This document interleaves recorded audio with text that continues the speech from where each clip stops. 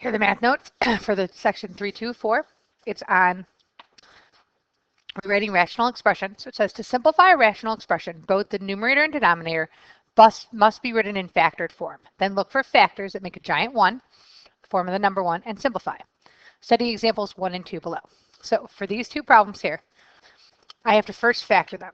So I'm going to get, for the top one, I'm going to get x and 4 and 1, because 4 times 1 is 4, and I get 4 plus 1 is 5. And then for the bottom, I'm going to get x and x. I want to get a negative 12 and a positive 1, so I'm going to do plus 4 minus 3. So I factored them first, and then I get x plus 4 will cancel out.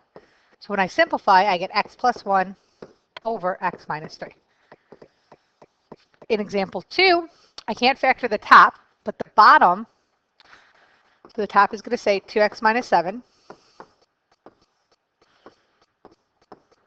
The bottom is going to be 2x and x, and then 7 and 5. And then, so I put a 7 there, so let's talk some time in that. So I'm going to get negative 70 x squared and 3x. So I'm going to get 7 and 10.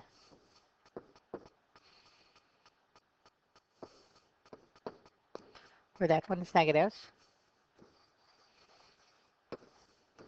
So then I'm going to get 2x squared, negative 35.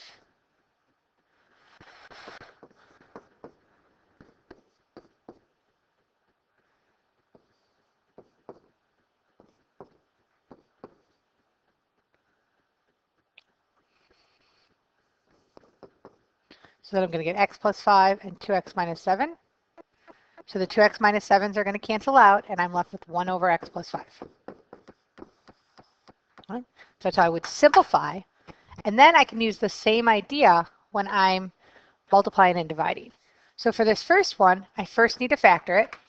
So in the top part, I can pull out an x. I can pull out a greatest common factor of x. So I get x plus 6. The bottom, I'm going to rewrite it as x plus 6 times x plus 6, just so I can clearly see them, times the top when I factor it. I'm going to get 6 and 1, so x plus 6 and x plus 1.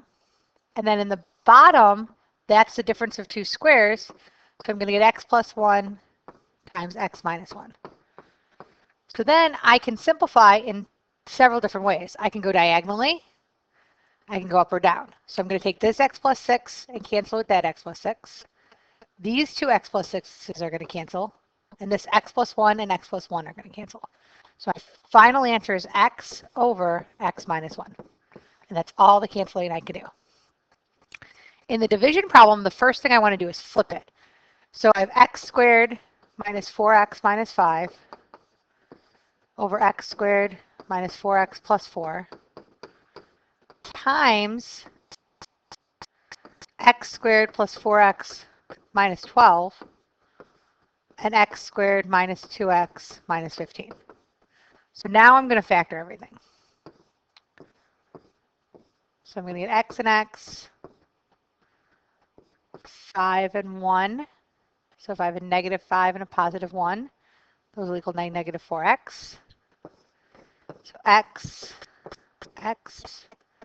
minus 2 minus 2.